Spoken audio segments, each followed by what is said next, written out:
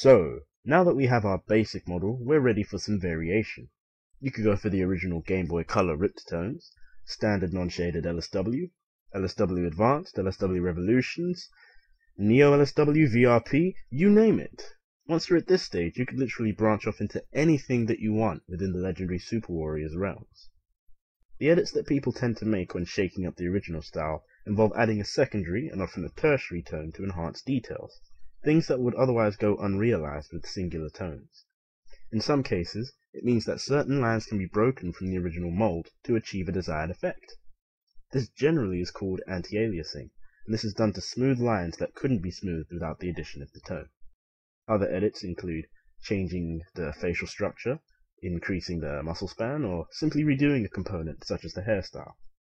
A complete overhaul of a character is normally referred to as a revamp. This sprite will most resemble LSWI, since that's what I'm most confident in showing you at the moment. I'll just give him a bit of clothing, albeit without much black shading at all, and I'll employ 2 main tones and a third just for final details. For those of you familiar with him, we'll be recreating an old friend, Tutman, but with no hair, since that would be a tutorial in its own right. Now, a huge problem that new members make is not choosing carefully crafted palettes. Up to this stage we've used colors directly off of the default paint set in order to draw in our guidelines, but you shouldn't by any means use them on your final sprite, except of course the black.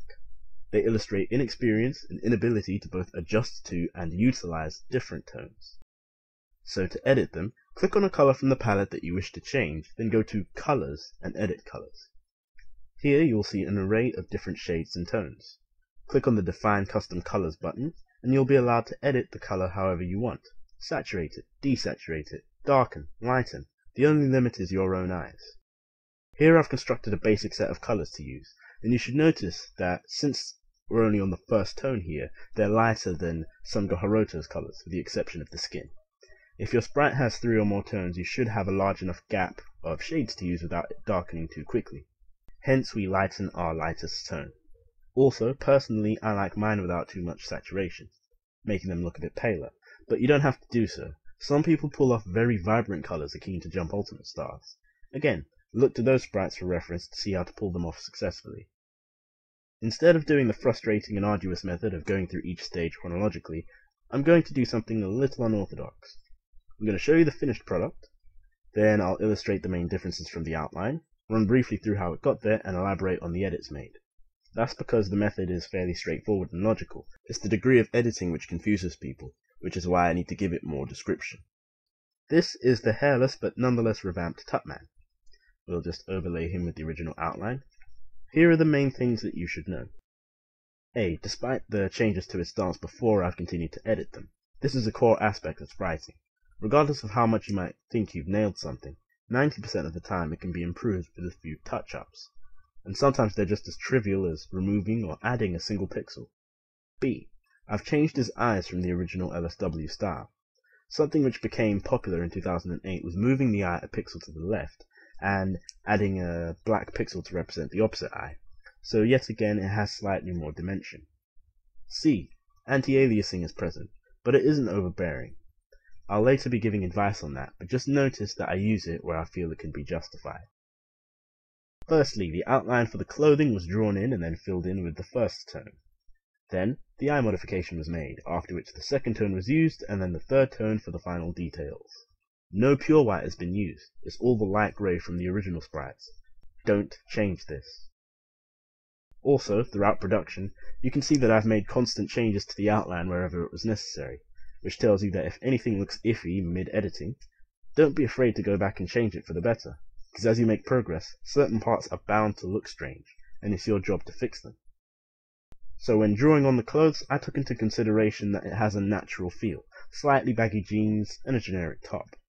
Thus he doesn't need big muscles or a particularly chunky anatomy. For his right leg, I increased the width up to the heel by a few pixels, and made it bell out a little on the left leg. This is to give the illusion of bagginess, but it only works on legs that are side on, hence we only really did it to the left. For the shirt, we drew a slightly curved line to show the base, as untucked shirts rarely appear on humans as completely straight, and we mark off where his sleeves would be. To modify the eye, I moved it 1 pixel to the left, and added in 2 pixels to show where the other eye is on the other side. After filling in the basic color, shading can be discussed. Something that Jump Ultimate Stars does is completely coloring in body parts that are certain distances away with a darker tone in order to convey depth. That's something that I like to do as well. So easily enough, color his left arm and leg in the second tone fully. Note, this is not at all accurate to light source recognition, but that doesn't make it a bad thing. I'll be discussing that at a later date as well, because it makes for a fun in-depth topic. Still using the second tone, we fill in the shin area. This creates the effect that the area isn't completely flat or straight, but curving inwards or outwards, as trousers do this when being worn. Next, jet black is reverted to, and we add in crease lines for the leg and the body. Do this for the direction to which it bends, otherwise the leg looks twisted. We also add in some crease lines to his shirt. It isn't so baggy, so it follows the contours of his body. Look at yourself wearing a shirt, and just take educated guesses as to where they should be, but only do 3 at maximum. More just clutters the sprite, since it wasn't built for that level of detail. In reference again to light source recognition, assuming that the light is approaching from the east, shade the west of the shirt darker where the creases are, and use that tone to differentiate body parts in different planes, such as the shoulder blade, since coloring the whole of the west of the sprite darker doesn't achieve this effect. Then add the second tone onto parts of the arm for a bit of filler. Without it, it feels neglected and unfinished. The face can be shaded in multiple ways, but generally the rule is that the west is darker up to the mouth and generally ends there. Extra pixels are added in on the other side to fill it up. We then use the darkest tone to put in some final details. On the face, we shade around the ear to define it, and along the top of the head to provide depth with the third tone. On the left leg, we repeat the shin shading only using the darkest tone, and using the darkest tone isn't really necessary on his right arm, unless we were to do it for muscle definition. Feel free to do so on his left arm though, just so that you can cover your bases. Lastly, I added in his signature shirt details, but note that they haven't been shaded. If they were, it would distract your eyes to the point of reducing clarity, so with certain details it's best to leave them unshaded for this purpose. Big point there.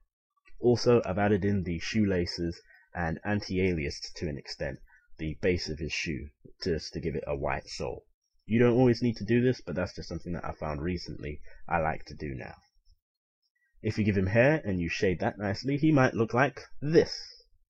And here we have our finished, revamped Tutman. So, seeing as this video is longer than I would have hoped, I couldn't fit in certain details, like hair construction, drawbacks of shading techniques, and other things that were described vaguely or not even touched upon. But this opens up a number of episode opportunities. Many of the things that haven't been talked about sufficiently can be brought up in their own space now, since the basics have been laid out, and you can give me questions before they're made so that I can cover most of the things that you want to know.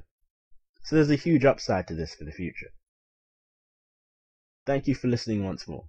If anything, I hope that you've learnt something from these 2 podcasts on LSW Spriting that you can take away with you on your future endeavours, especially for novices, because this was meant to really introduce them to the style and let them hit the ground running. The following episodes will be a bit of a departure from tutorials, and the focus will be on ranting, discussion, and a few more reviews. So be prepared for that next week when hopefully we have a guest on board. See you next time. This has been a DBZ Vortex podcast. Our community is based at www.dbzvortex.tk or forum.dbzvortex.tk.